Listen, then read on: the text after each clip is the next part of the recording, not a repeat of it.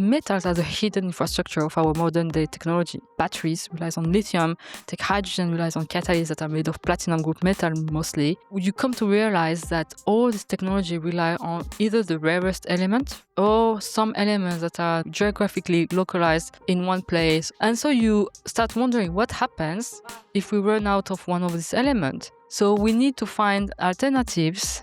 I'm Assia, I'm the CEO of Milvus Advanced. Basically what we do is that we substitute critical minerals with earth-abundant nanoalloys. Instead of using rare elements like indium, iridium, platinum, our thesis is that we don't need that. We can recreate the property of these metals in the lab. You raised your first one from lower carbon capital. How does that happen? Lower Carbon came and said that they wanted to lead the round, offer 10 times more than what was fundraising, and said yes. Very American way to do it. Took the decision in 3 days.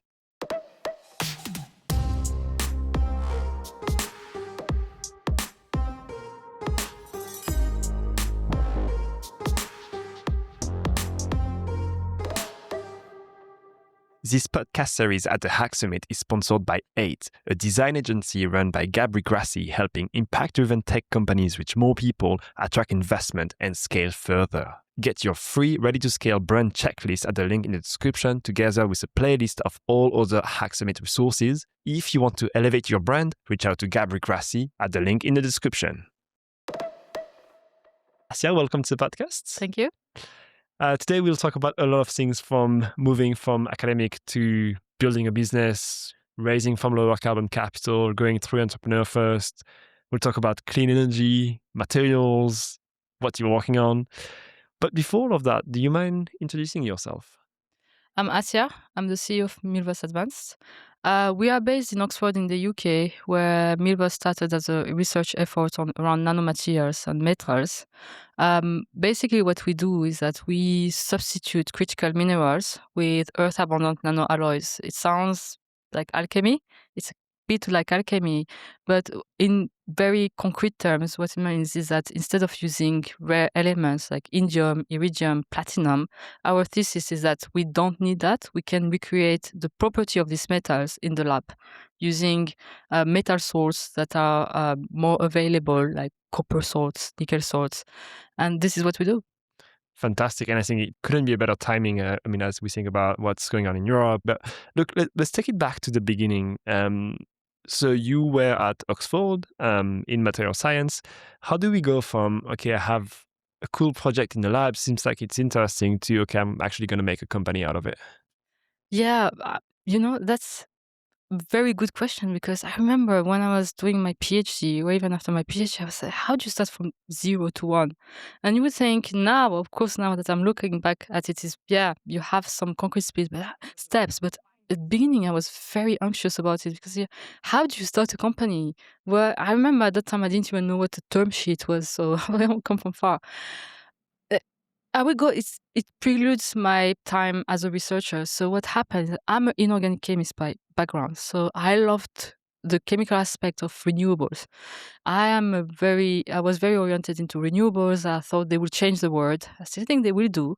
And they are already, to some extent. They changed the world, but for me, I came as an environmentalist, as we say, in the sense that I felt I was very attracted by the idea of tapping into unlimited source of energy that are accessible, like solar, wind, and channel that into human-made, man-made materials, like solar cells. And to me, the whole life cycle was renewable. So imagine after my master's, when I joined the company that was doing solar cell, fabricating them, and realizing that I went into rabbit hole, where I saw actually the reality of it, that it's not that renewable to make a solar cell. It's actually the opposite. And my belief system got shattered in 5 seconds. And it sounds trivial when I say that, but honestly, when I saw that, I didn't know what to do. I was shocked. And initially, I wanted to join a company to work as a scientist and change the world. And then I decided to pursue a PhD, because I felt like there was a need to change that, to do a shift around like making these materials more renewable. So I did a PhD in Oxford around actually using creating new materials.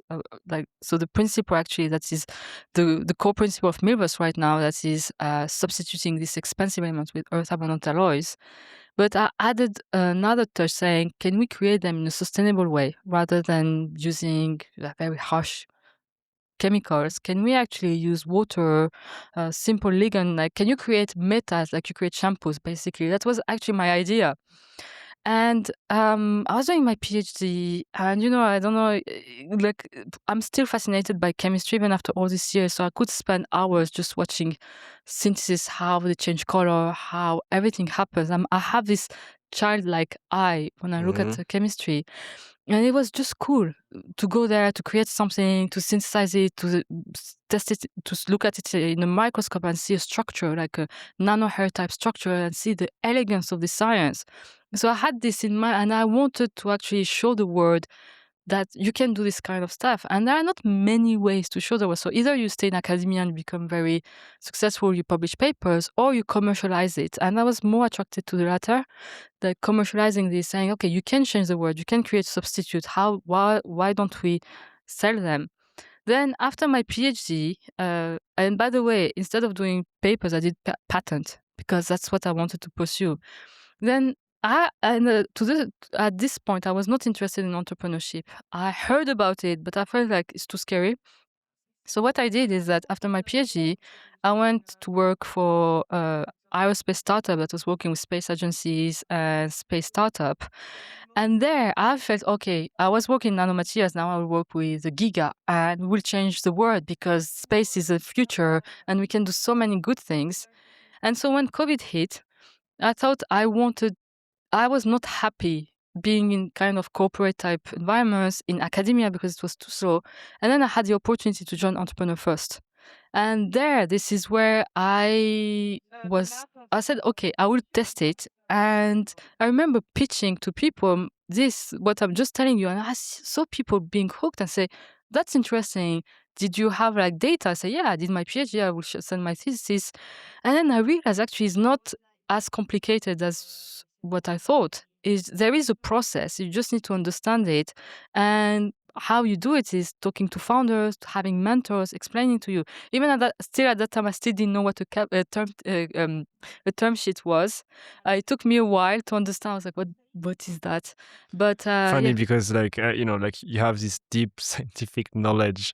A term sheet is so simple to understand. Like there's not much in it, to be honest. So it's just interesting how these two worlds merges at some point because uh, well, I would argue that it's much difficult to learn what you have learned as a scientist versus learning the world of startup and entrepreneurship and VC, right? Yeah, and you're right, because there are a lot of. I mean, I was in Oxford, so you cannot imagine how many geniuses I met, and they were in their field, they were top, and they would invent, create things, and you would just be blown away. And these guys would be terrified to talk in front of investors. They will be the smallest people and they will feel like not clever at all. But it's just because they didn't have the tools, they didn't understand these words. Cap table, term sheet, were like, what is that? And you almost think you feel very scared to talk to them. So I think, yeah, so Entrepreneur First was the trigger, the catalyst. It Hmm. gave me the confidence and I realized that, yeah, there is a way to become an entrepreneur and it's not that complicated. I love what you say about I wanted to change the world, and so I've built a company. Um, what's your point of view on purely staying in academia? Because I feel like if you really want to change stuff, you have to put it in the real world and in the hands of as many people as possible. And just, I think capitalism is what it is, but at least it's pushing solutions when they are better and faster and cheaper, right? And eventually it's more sustainable. And so I think, that's how you scale your impact as a human being. But what's your perspective on that? On academia, Hmm. staying in academia. Academia is great because I mean I'm very grateful for my time in academia because I was able to synthesize, to create things, and I had some flexibility. I'm very lucky because not all PhDs have this flexibility. Sometimes if you have a supervisor, you have what we call a PI, that is principal investigator, that is a professor that manages your PhD. Sometimes they are really hands-on, to say in a euphemistic way, or like micromanaging you, and it's very stressful, especially if they expect you to publish a lot. It becomes very institutionalized. But academia has this advantage where you are not even starting from 0 to 1. You are starting from -10, and then you are thinking, is -10, does it exist? Some people do a PhD proving that what they were looking for doesn't exist. So it's even so. What I'm trying to say is that academia gives you all what an entrepreneur will be, because there is nothing riskier than doing a PhD and not knowing if you will find something. Imagine looking for something that you don't know exists. In my case, for example, I wanted to substitute uh, the critical minerals like indium, or the indium was the first one, with copper, and like for a certain application. I didn't know if it was possible because everything I was trying was not working. So for 2 years, I would do I would experiments. Nothing was working. How do you create the first idea of that when you know that something's not working, but that you have the intuition that maybe it could work? Where does that idea come from? It's you. That's so you have something inside you that tells you it's possible. So I don't know if it's recklessness at this point, because as I say, nothing works, but you keep going. I know some people in academia where they were researching for a year, and the supervisor is almost having like a startup mindset, saying we stop it and we change topic. By the way, my supervisor wanted me to change topic because his copper is not good. Let's change the topic. And I said no. So I had a lot of friction with my supervisor, and maybe because I'm just like too stubborn, and I was like, no, I want to work. It doesn't make sense for me to move to an element that is rare. I know it works because I saw tons of articles. I want to try copper because copper should work. So like what enabled me to continue, I would say theoretically it was possible. And the story actually, I don't know if I should say it because it's not non-scientific. I read an article from the 13th century one evening in the library of Corpus Christi College, that is a college in Oxford, and you can stay 24 hours there, so you can stay in this library. And I found this obscure article talking about how Chinese were developing alloys made of copper, nickel, and zinc that they were selling as silver because it looked like silver, but it was not silver. And they were not telling people it was not silver, they would just sell that. And for some reason, that in the modern day, what is now the modern day Germany, realized that and were exporting it and importing it, and sold it to the rest of Europe as silver, and it's called German silver. So I found the idea so cool. I was like, I want my copper to be the next German silver and to substitute indium. So the project was called German Silver for a while in my PhD. And every time I would present German silver, saying, did it work? And this was the motivation, because as I said, that book showed that it worked. So it will work. It's interesting because you always wonder where ideas come from, but it's also not really luck. I don't know that many people that reads book from the 13th century about German silver. I think that's, you don't kind of come to it by accident. It's because you already have a very, very strong interest for a topic and you're learning everything about it. And at some point you kind of figure out, okay, there's something in there that could work. Yeah, you will hear a lot of scientists that will have the best ideas coming out of random stuff. I remember I had another idea. So, do you remember when we were young? In French school, we did that, where we use paper and then like use water and then mash them and create things out of it. And I remember vividly that the water was very murky, but because it was a bit sticky, because there is a cellulose that was dissolving. And one day during my PhD, I needed to make a composite. Composite is like so you have like metals with a polymer and you deposit it. And I couldn't make it because the thing was not dispersed. And then I remember that water thing. So I used cellulose and I created the composite. It was perfect. So when you explain then to the academic people that are like very high profile, yeah, my idea came from like primary school in France where we were doing this kind of things. Yeah. Yeah, it's just you accumulate knowledge and then you kind of use what you can. Okay, well, so further in the story, so you join Entrepreneur First. The program basically helps you find a co-founder. Is that the main idea, right?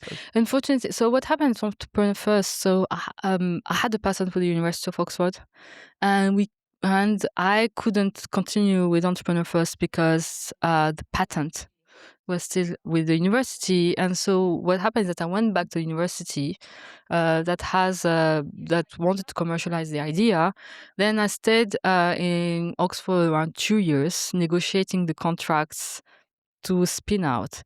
I had so at that time, what I learned with Entrepreneur First, you have to have mentors who advise me against like the amount of equity they would take, the governance, and so negotiated so hard that I managed to get them out of the cap table. That I knew what it was at that time. I knew what was a cap table, but basically, I had to move away from EF and then go back to more standard way of spinning out. But in the end, we didn't spin out; we became a startup.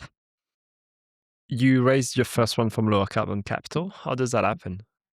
It happened on the back actually of us getting out of the system, and I remember at that. So I had like a certain momentum. So just a few months before, we got like a grant to like 100K grant to actually explore the opportunity of commercializing the idea. Mhm.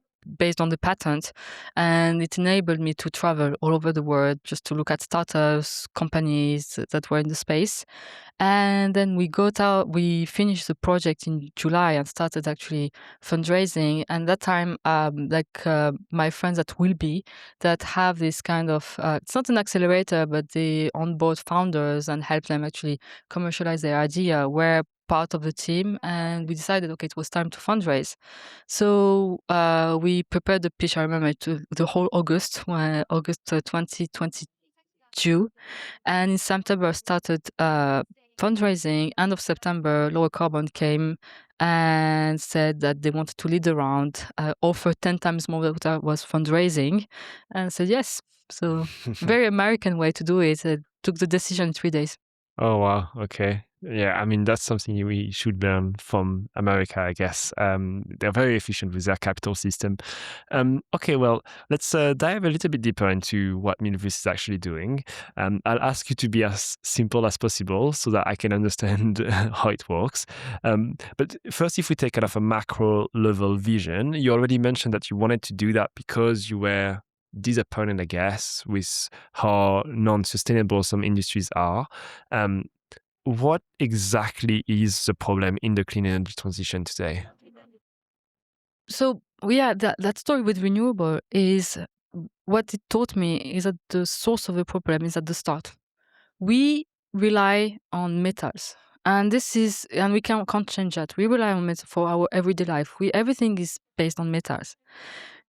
The problem with the clean energy transition is that it depends on metals to drive the chemical reactions needed to enable this technology to work. You take batteries, relies on lithium, take hydrogen, relies on catalysts that are made of platinum group metal mostly.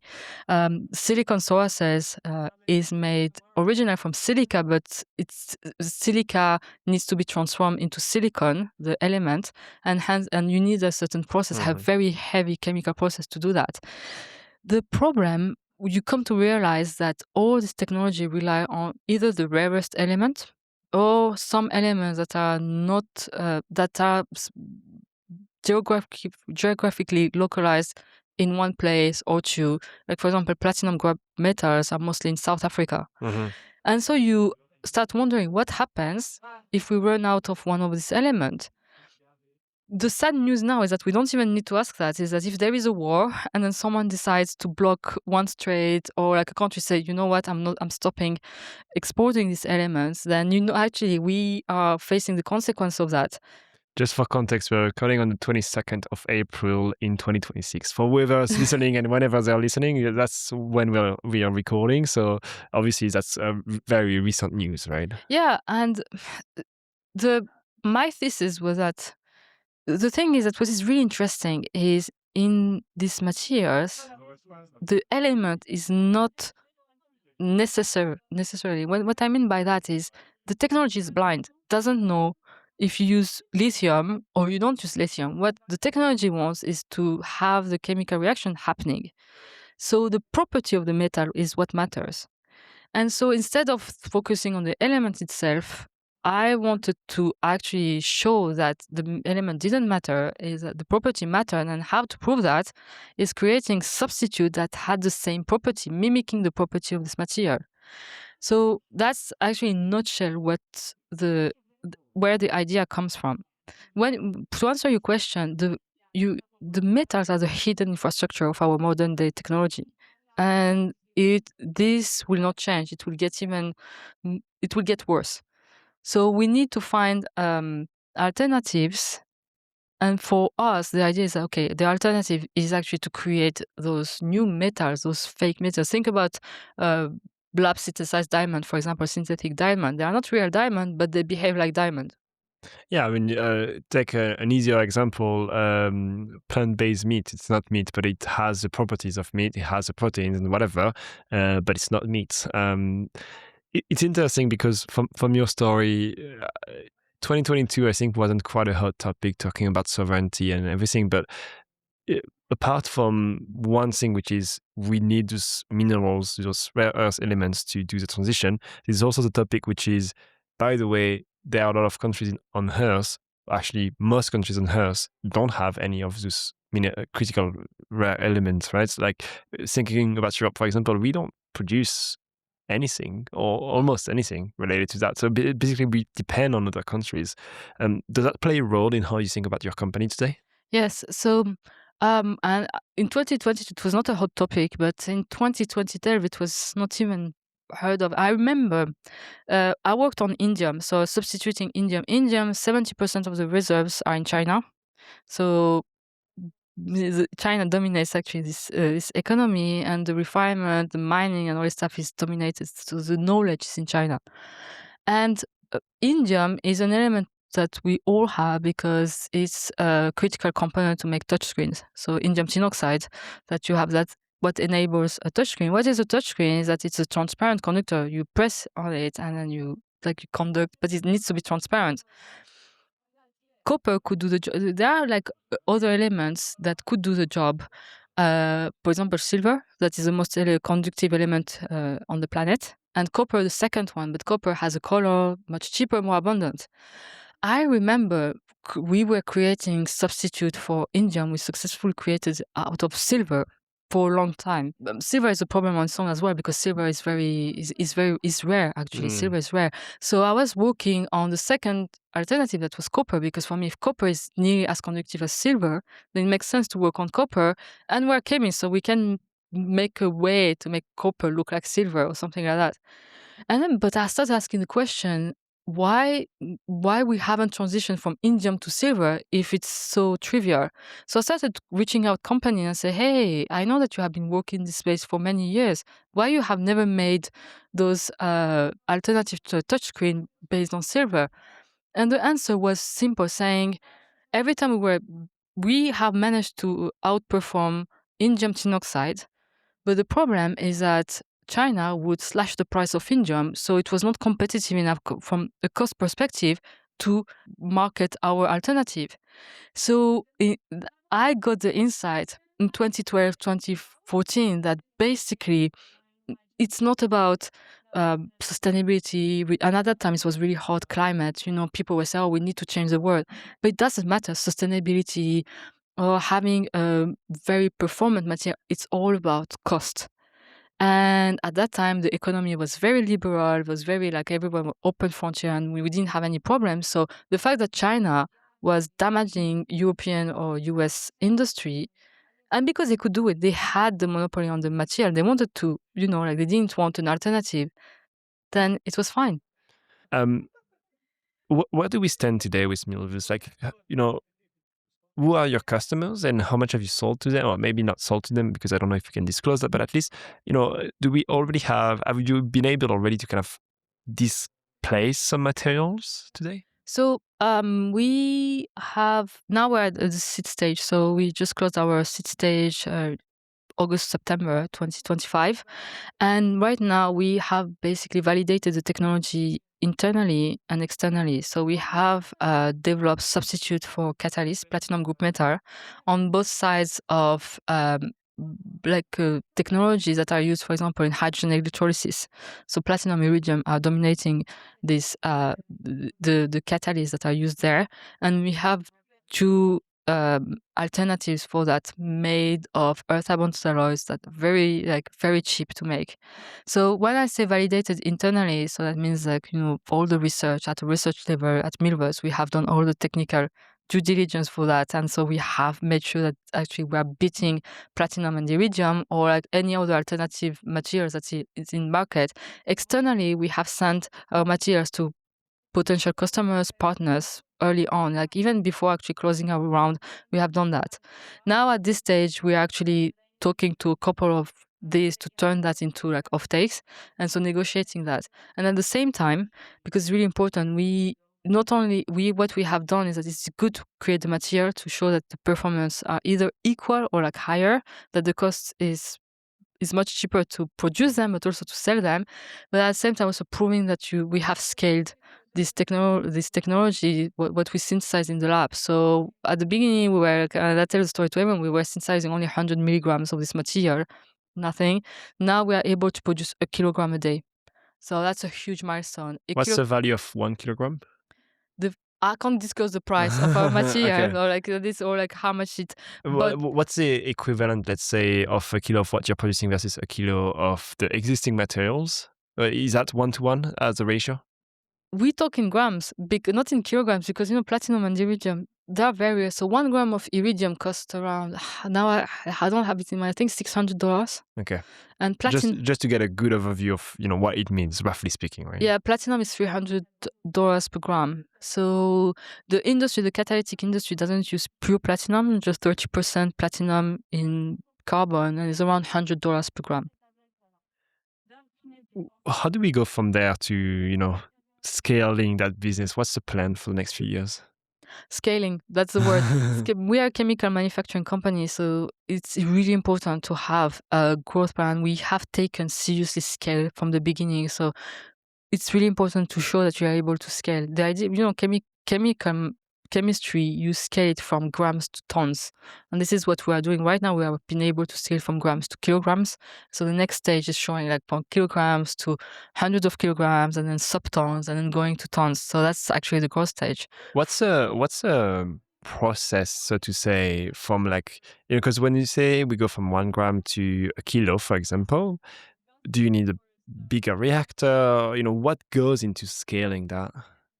So one thing I haven't mentioned is that for me, because my intro, I said like I was an environmentalist. So one thing that was really important, and I told the team, is that we create these materials in the lab, yes, but we will make sure that it's done in a more sustainable way.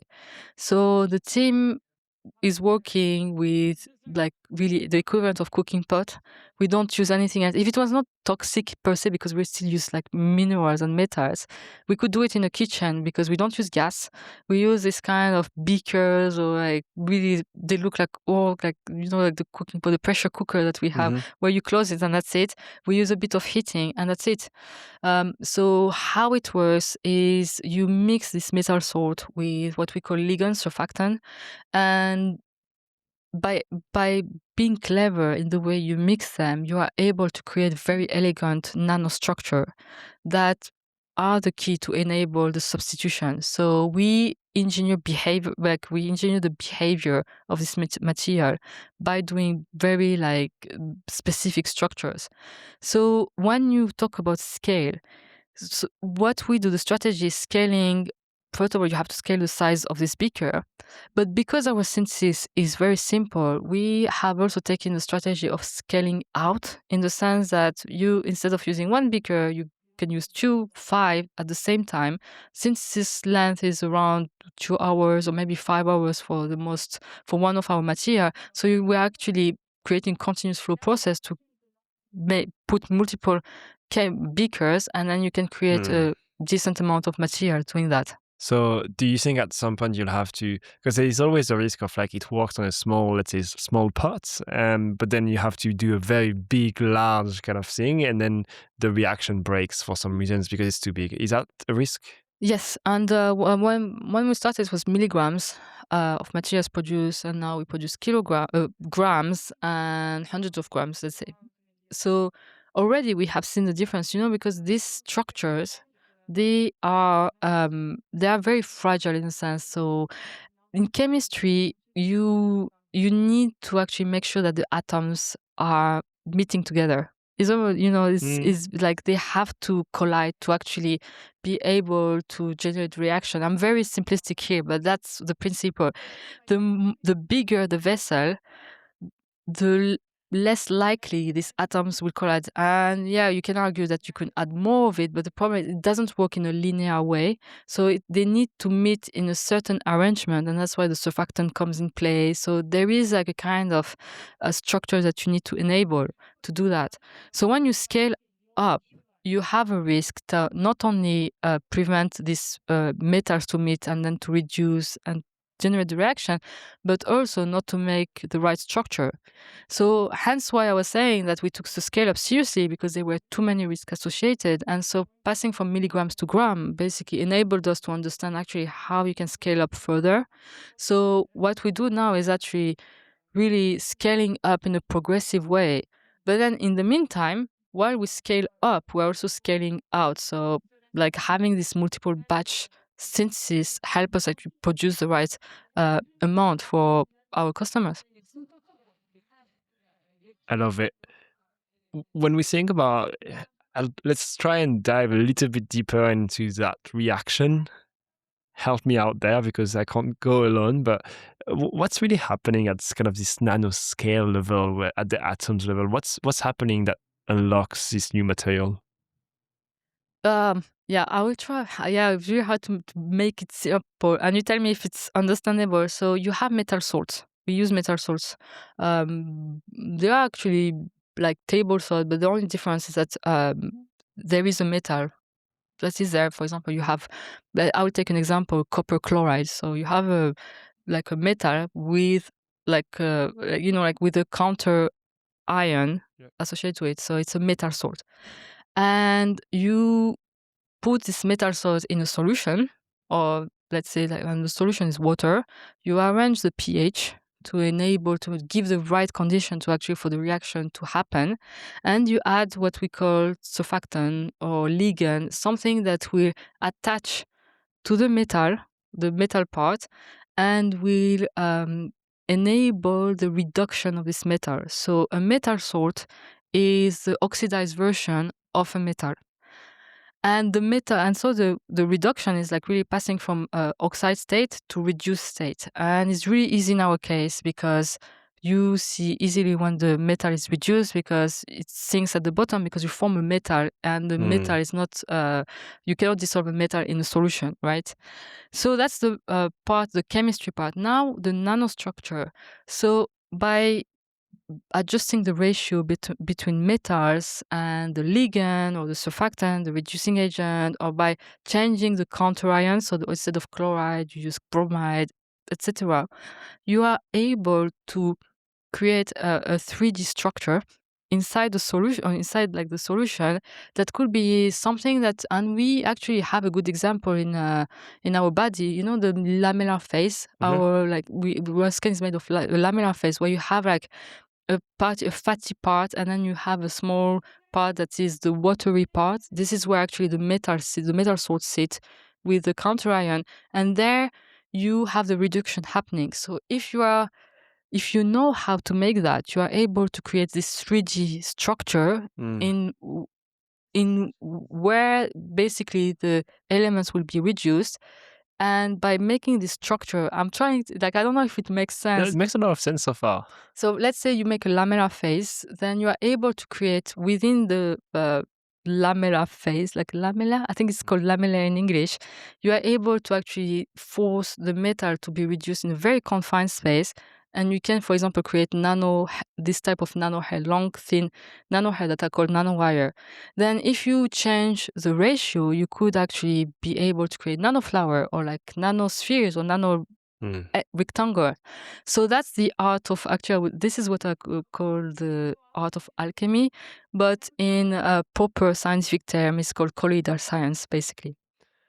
When we think about a business perspective, what's the hardest to replicate? If someone wants to go after Milvus and do the same, what's the part do you think that you have locked in the most so far? Many things are, yeah, the question is that if it was that easy, why nobody can replicate it? First of all, I have to say, because I was doing that during my PhD, it's not that easy to replicate, and to replicate one element with another. So identifying the right alloy to do that, what kind of alloy you go after, how do you know that this element will replace platinum? That's actually a tricky question. First of all, the second point is everything I have been describing, I was trying to describe it in like normal terms, is really hard. So in my team, we have electrochemists, you need material scientists, you need chemists that combine their knowledge together to be able to produce that. It's a lot of work. So it's really hard. Now, what we have is also very interesting, is because we are capable of creating multiple elements using the same principle. That's even harder because most of the startup can do one, not Mm. many. So and it's really difficult. And then you add another layer that is doing that in a sustainable way, not using gases or not using physical method. Because everything I have described, you could use a laser, but or like you could use big physical method like electrodeposition, for example. But these methods are not scalable and certainly not economically feasible at an industrial level, basically. I love it. I love because you always come back to basically the core of it is just making something cheaper, and also has the best performance and everything. But like prices matters a lot. Um, let's extrapolate a few years. 10 years from now, where are we with Milvus, and what's the impact of Milvus on the world? Yeah, so how we see the company is that we'll be able to produce nano oil at a production stage. That means like an industrial level, tons, batches, because there are industries right now that are really stressed. Example, the semiconductor and the what we call optoelectronics slash metal paste industry, where all their production, most of their production is in Asia, and are looking for secondary markets in Europe and in the US. But to do so, you need to have some company that will be able to produce that at ton scale. So this is our aim, to produce these materials at ton scale. And then, in like, let's say not even 10 years from now, in 5 years, there will be our materials embedded in like devices, basically, that will be used in phones or as catalysts for industrial production, hopefully of e-fuels and things that are more like renewable than what we have now. Fantastic. How can we help you get there? What I ask my investor right now, and where they are very useful, as making introduction to industry. So now I'm just pushing them, saying, okay, can you make me intro? What I did, when I was telling you the story with indium, and I had this block to find the right guy that told me the whole story, that's really important. Interviewing people in industry, and you have some insight, and you don't know how it will help you. Actually, it will change the whole course of your view on a topic or make you understand this. And you don't know, like, it could lead to a offtake or a contract because you get to know industrial partners. So that, I think, actually that's the most important, sales focused right now. Love it. And if anyone is listening is not an investor, are you hiring right now? Are you looking for partners? What are you looking for? We do hire extensively, so we are hiring right now. So we have technical hires. So we hire electrochemists, optoelectronics, material scientists. But one of the first questions we ask is actually their viewpoints on the world right now and how they want to make an impact, to help us transition to this technological advanced society that we dream. Because for me, the reason I created Milvus, I don't think we are as technologically advanced as we should be. We have all the technological capabilities, but we have just decided to take another course. And I feel like we really need to reindustrialize and go back to actually reindustrialize in a clever way, adding more sustainability. So for me, it's really important to have driven people that want to make an impact, that want to change that, and like and also obviously having the skill. But we also hire like business developer or like even people who are more like on the managerial level or the C-suite basically. So operator type people, yeah. And if they have the drive to change the world, yeah, please. Love it. Fantastic. One last question, two last questions for you today. The first thing is, if people want to reach out, what's the best way? LinkedIn? LinkedIn, yeah. And Actually, you reach out to by LinkedIn, right? through email, maybe? What's your email? Well, yeah, no, I think LinkedIn LinkedIn is is better. much better. I can actually, yeah, I Uh, have a series of emails that I need to answer. Okay. And one last thing is, who's the next person that should be in your seat for an interview? A founder that you admire, an investor that you admire in the climate space?